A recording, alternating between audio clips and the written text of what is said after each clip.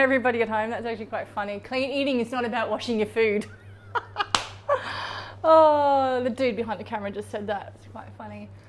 I don't know, like I'm sitting here in my kitchen just chilling out, and I'm thinking about the word clean eating, and I'm thinking about, like, look how I'm sitting. Like, I'm pissed off, right? Like I'm getting annoyed. I'm getting annoyed with the fact that people have so much judgment around each other. We shame each other. Oh, look at you, Cynthia. You look so healthy. How would you know I'm healthy? How would you know what's going on in this body? We don't know. We don't know. We place such harsh judgments on each other of how our eyes look, how clear they are, or how our skin tone looks. You know, we have no idea what goes on in someone else's mind and in their body. And at times, and I've said this before and just recently, you know, my body is a slave to my mind, which is a really big statement to say. So when I think about clean eating, and when I have conversations about clean eating, or when I'm teaching, or when I'm public speaking, or on an event or something, this subject comes up a lot. And how it comes up, which is really interesting, is that there's a whole group of people, say 200, and someone says, "Hey chef," oh, teenager, don't I? "Hey chef," "Excuse me chef, I got a question." I go, "Yes." They go, "What do you put in your smoothie?"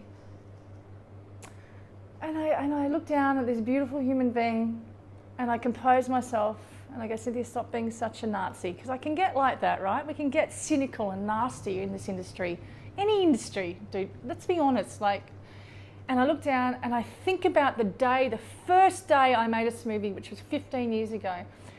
And I think about that day, and I remember drinking it, and I remember gagging and thinking, I ain't not drinking a smoothie. It's just not my gig. I'm just not into a handful of dates, 3 bananas and some spinach. It's just not my thing. Me, internally. Making it for other people, different. Okay, I'm talking about me internally. And I remember thinking to myself, it's just not my thing. And I was in a health retreat at the time working as a chef, and I remember all the other chefs were having smoothies, and then they were popping their super duper foods in their smoothies. You know, some powdered, you know, Amazon berry from some far land for $69 a kilo. And I was thinking to myself, this ain't my gig. I didn't grow up like this. I didn't grow up with diets. I didn't grow up with isms. I didn't grow up like having to feel like I needed to be or to do something. Okay, so clean eating was something that came into my life through my friends and through clients. And what I say to my friends and clients is that just the pressure alone that the nutritional science brings to us home cooks, mums and dads, right? That pressure alone is enough to make you unhealthy, whatever that means. Okay, and clean eating has no place in my life.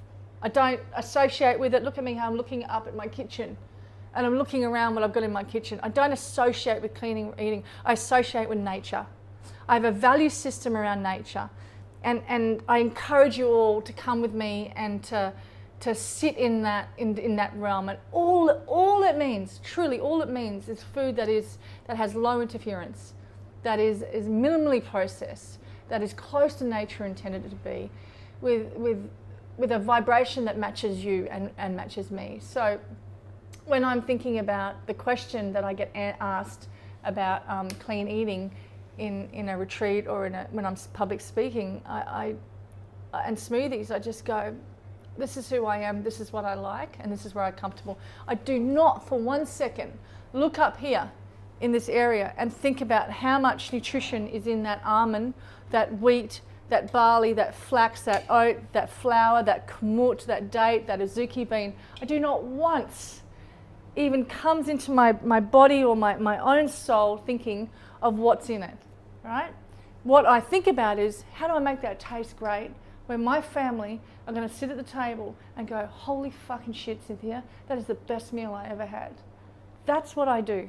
And it's really, really, really simple. So when I'm faced with a conversation with friends, and especially new girlfriends that are coming to my life that are transitioning from high processed food to the wellness industry, I'm watching them getting really strict and really judgmental on what they're eating. And I encourage them and love them up deliciously and encourage them to just take it down a notch and work out what you love to eat.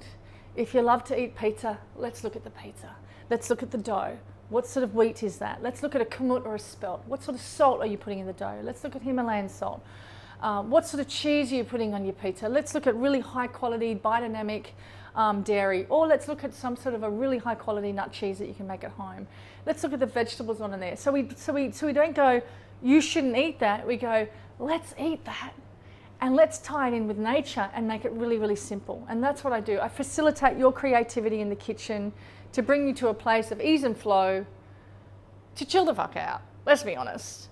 And let's not associate this gorgeous stuff with nature, because I don't think, not nature, let's not associate this stuff with the word clean eating. I ain't washing that food. That food ain't gonna be washed. That's actually funny. I'm just gonna work out what I wanna eat. And that's how I would live my life. And I suggest that we all, we all do that. We all just kind of like, just let it go. It gets too complicated, way too complicated. So clean eating, out the door, nature, in the door. Boom. I love you. Goodbye.